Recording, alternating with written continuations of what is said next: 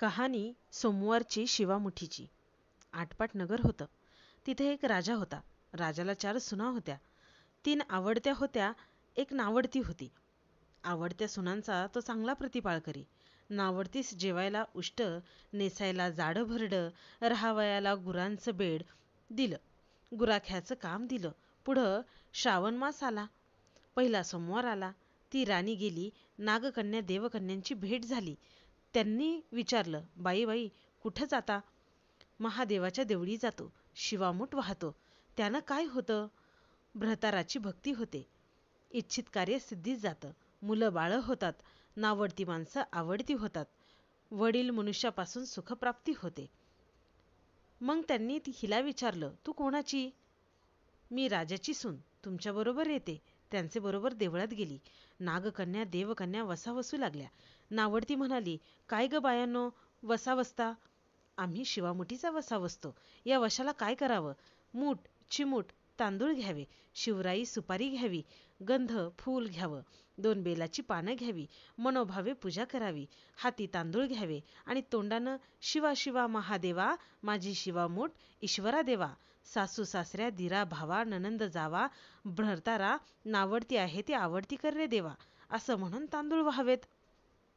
संध्याकाळपर्यंत उपवास करावा. उष्टमाष्ट खाऊ नये. दिवसा निजू नये. उपास नाही निभवला तर दूध प्यावं. संध्याकाळी आंघोळ करावी. देवाला बेल वाहावा आणि मुकाट्यानं जेवण करावं. हा वसा 5 वर्ष करावा. पहिल्या सोमवारी तांदूळ, दुसऱ्या तीळ, तिसऱ्या सोमवारी मूग, चौथ्या सोमवारी जव आणि 5वा आला तर सातू शिवमुठी करता घेत जावे. पहिल्या सोमवारी सगळं साहित्य नागकन्या देवकन्यांनी दिलं आणि दुसऱ्या सोमवारी हिला घरून आणायला सांगितलं. त्या दिवशी हिनं मनोभावे पूजा केली. सारा दिवस उपवास केला. जावानंदांनी उष्टमाष्ट पानं दिलं. ते तिनं गाईला घातलं. शंकराची आराधना केली आणि दूध पिऊन निजून राहिली.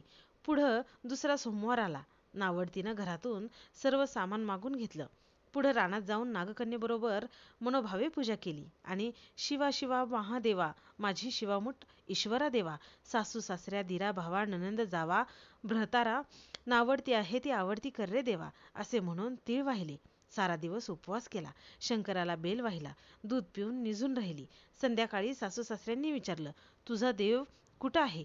नावडतीनं जबाब दिला, माझा देव फार लांब आहे. वाट कठीण आहे. काटेकुटे आहेत. साप वाघ आहेत. तिथं माझा देव आहे. पुढं तिसरा सोमवार आला. पूजेचं सामान घेतलं. देवाला जाऊ लागली. घरची माणसं मागं चालली. नावडते तुझा देव दाखव म्हणून म्हणू लागली. नावडतीला रोजचा सराव होता. तिला काही वाटलं नाही. ह्यांना काटेकुटे पुष्कळ लागले. नावडतीची दया आली. आजपर्यंत रानात कशी येत असेल कोण जाणे. नावडतीला चिंता पडली. देवाची प्रार्थना केली. देवाला तिची करुणा आली. नागकन्या देवकन्या ह्यासह वर्तमान देऊळ सुवर्णाचं झालं. रत्नजडिताचे खांब झाले. हंड्या झुंबरं लागली. स्वयंभू महादेवाची पिंड झाली. सगळ्यांची देवाचं दर्शन घेतलं. नावडती पूजा करू लागली. गंध फूल वाहू लागली.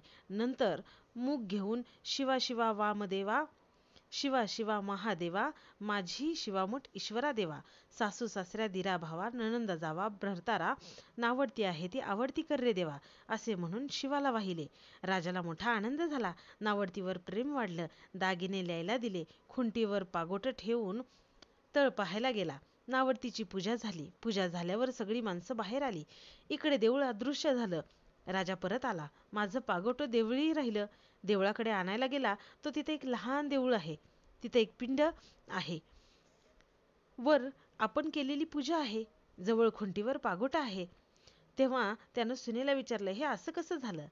माझा गरीबाचा हाच देव. मी देवाची प्रार्थना केली.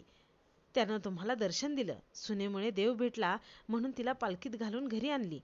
नावडती होती ती आवडती झाली. जसा तिला शंकर प्रसन्न झाला तसा तुम्हाला आम्हाला हो. ही 60 उतरांची कहाणी 5 उतरे सुफळ संपूर्ण.